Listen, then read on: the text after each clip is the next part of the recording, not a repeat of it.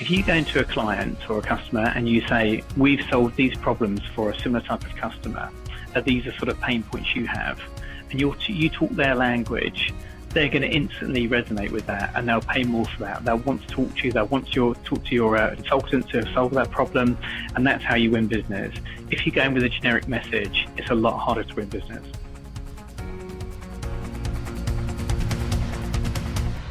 Hi, I'm Jennifer Tomlinson, Global Channel Marketing Lead at Microsoft. Welcome to the Partner Marketing Pros podcast, where we have candid conversations with Microsoft partners all over the world who have achieved strong customer acquisition and retention from their excellence in marketing.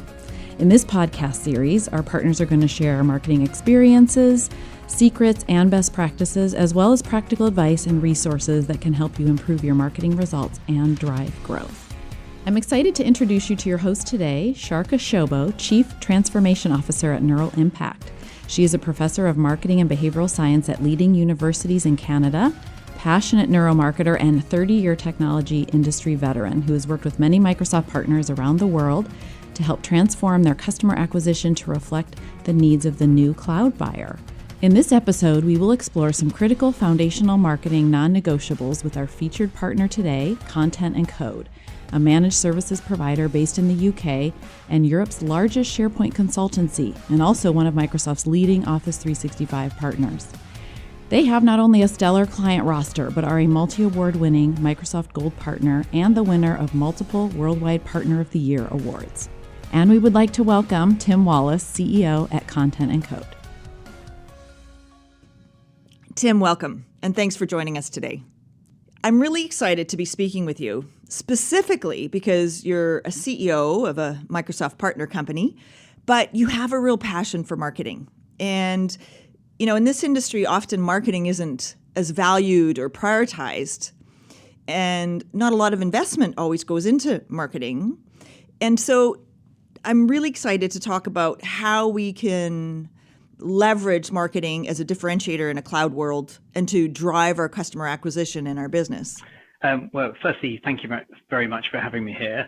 I'm exceptionally excited to be joining you. And I think marketing is just fundamental to any business. And maybe I didn't think that 17 years ago when I was first running my business, but I've learned over time. What I realized is as I started increasing my investment in marketing, it really started paying off. So, for example, through our website, we used to only get one lead per month.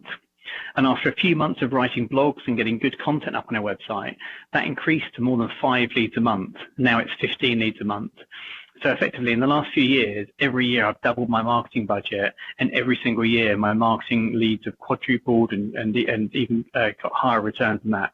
So I'm really delighted with the way our marketing's working, and I think all partners should be investing more in it.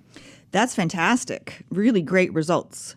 Now, one of the core topics we're going to focus on in this particular podcast is all around sort of solid marketing strategy. With the introduction of the cloud and the buyer changing, marketing's changed a lot, how we sell and acquire customers. But one of the things that is still consistent, regardless of whether we're using social media or different mediums, is having a strong foundation that informs all of our marketing and sales motion.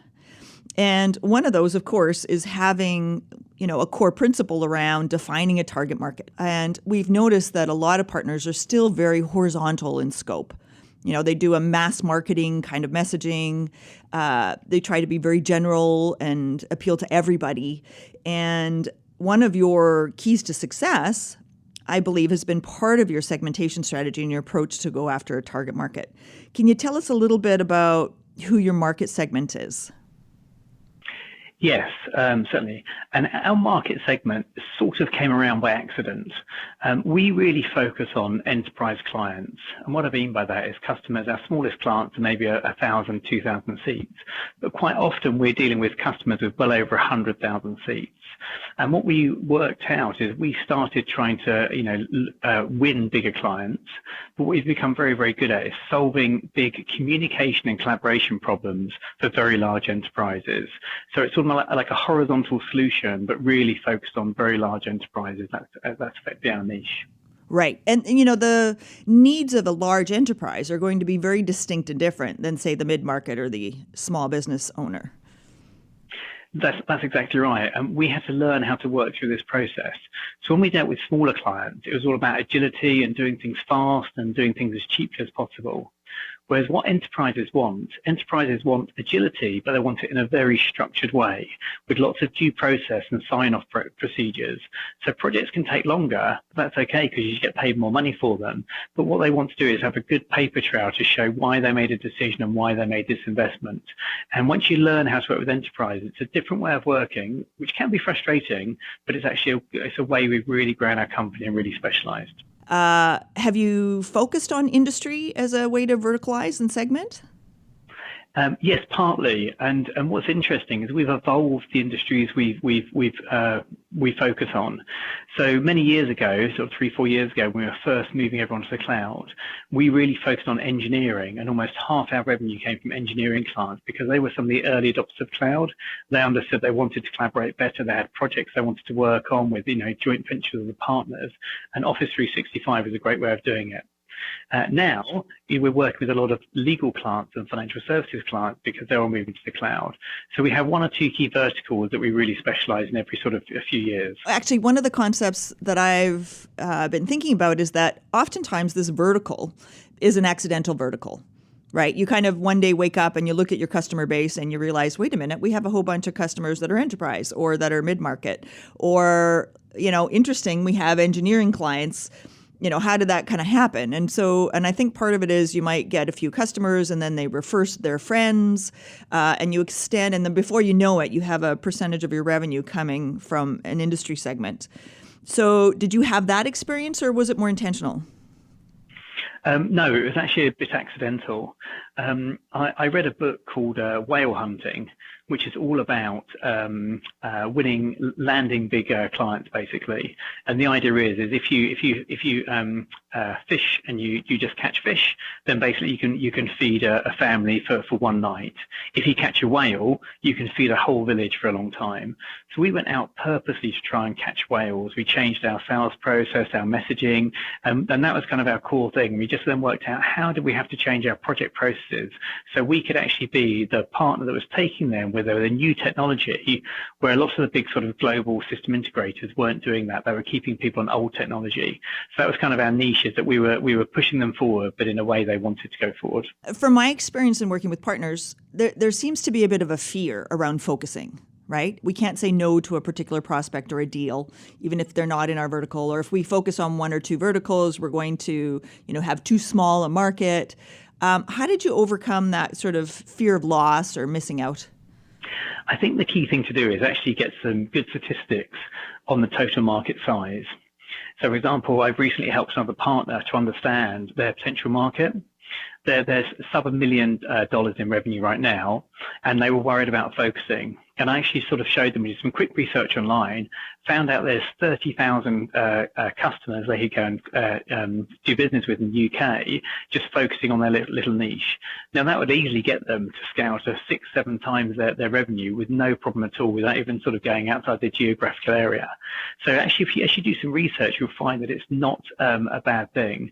So definitely it's worth thinking about focusing on one vertical and one niche, because you'll make more money. Yeah. So the benefit is that you make more money. I think I'm hearing in there too that you can have a more sort of targeted, relevant message, maybe? That's right. So, for example, one of the great things about specializing is that first, you'll attract more clients more easily because your marketing message will resonate with them. Secondly, you lower your costs. And this is really important because you'll get better at solving similar problems for similar clients. And this allows you to grow a consulting business because you can have the senior staff and then bring on more junior staff and sort of train them in the ways that are proven. And that's great because it really helps you build your business. And the third thing we found was also that it really helped our delivery quality because we're doing repeatable solutions. And effectively, if your delivery quality goes up, so does your customer satisfaction go up.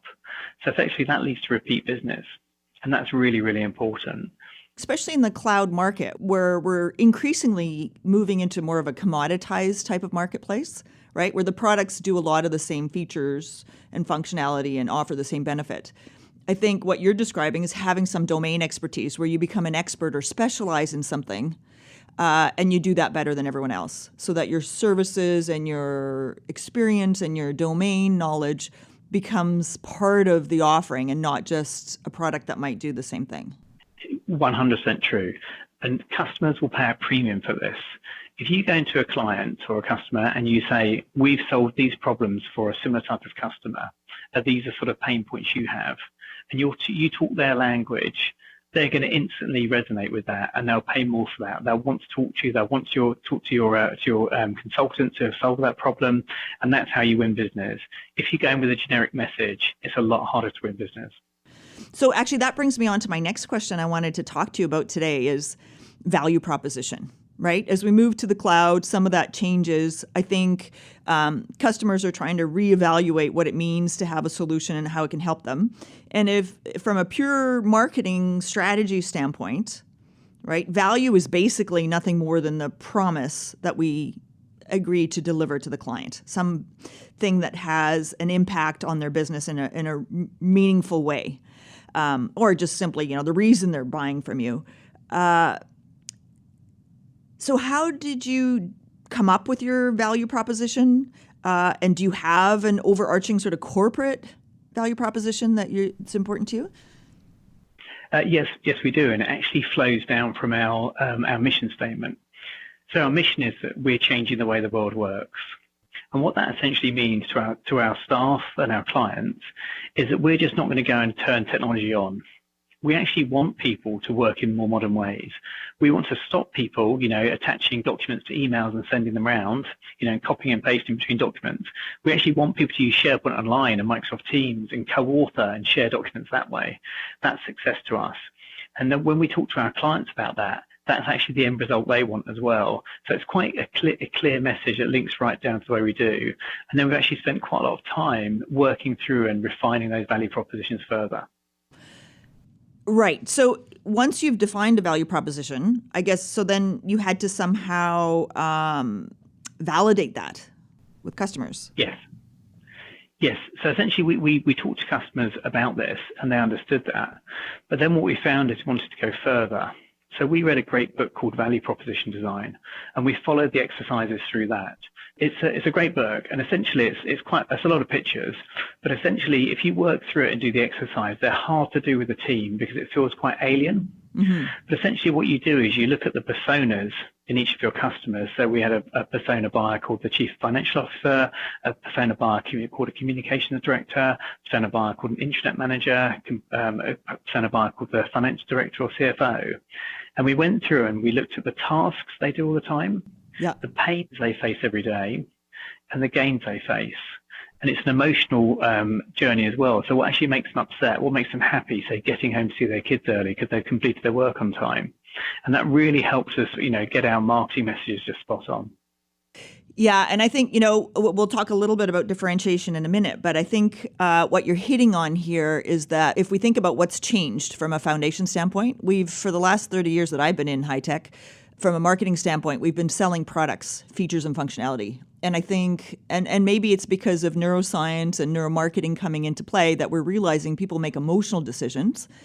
And it's, the pain that's driving the decision. So it's usually, to your point, if you can figure out who you're selling to, who the target persona is, and an IT buyer is going to be worried about security and privacy and a whole bunch of different things, the scalability, versus a marketing communications person is going to have a whole different set of needs and concerns that drive their decision. So am I hearing that part of your value proposition was crafting that differently based on who the persona was?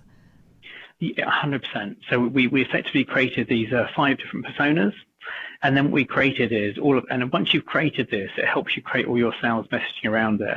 And then we've applied it to everything we do. So from our email marketing, we segmented all our email marketing. So effectively, we'd only send this type of email to finance directors. We'd send this type of email to communications directors. And that'd actually come into different landing pages on our website. And we crafted videos that spoke to those marketing messages.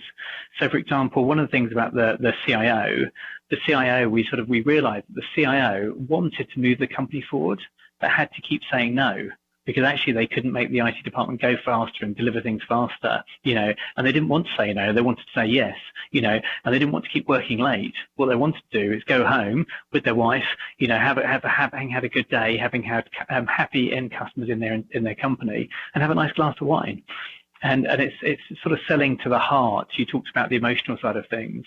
When we talk to some of these people, we say, wouldn't it be nice if you went home on a Friday and you opened up a glass of wine? You could smell that really nice red wine, have those and relax.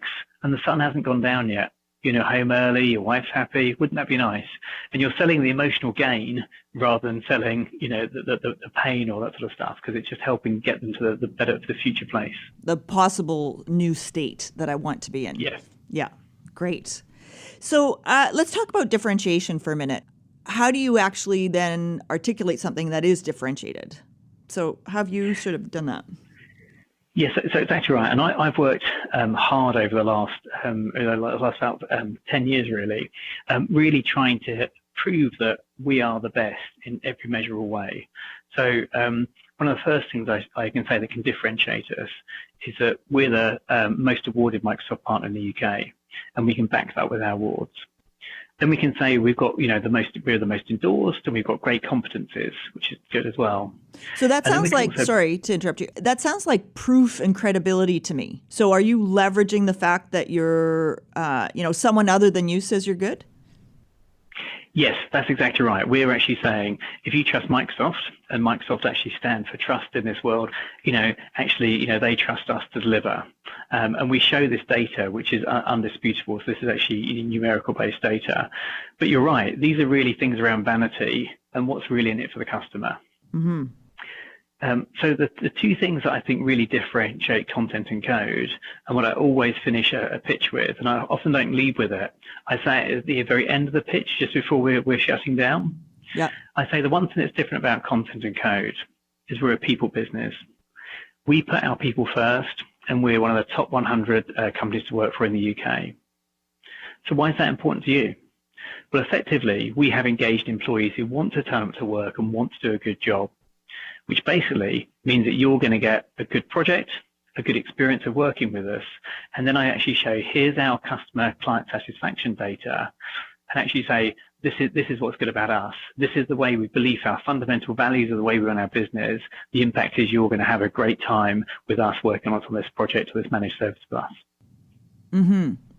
And I think what you're describing there is, if I think of the evolution, right, when products are the same and we're becoming commoditized, you can differentiate by offering different services, right? So now it's not just the product, but it's also maybe you're consulting, and I know you're a managed service provider and you offer a number of value-add services.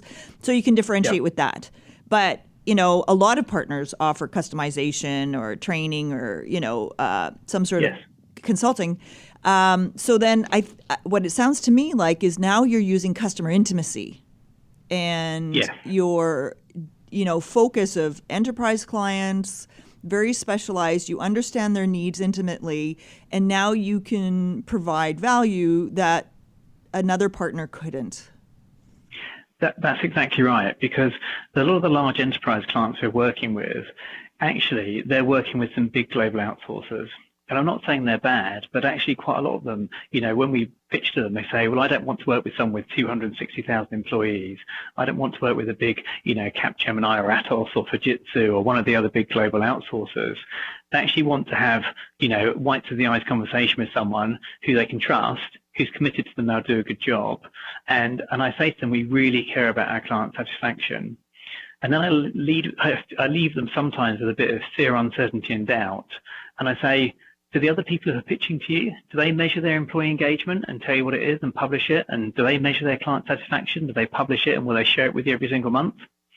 Or do they not measure it at all? Do they not care about it at all?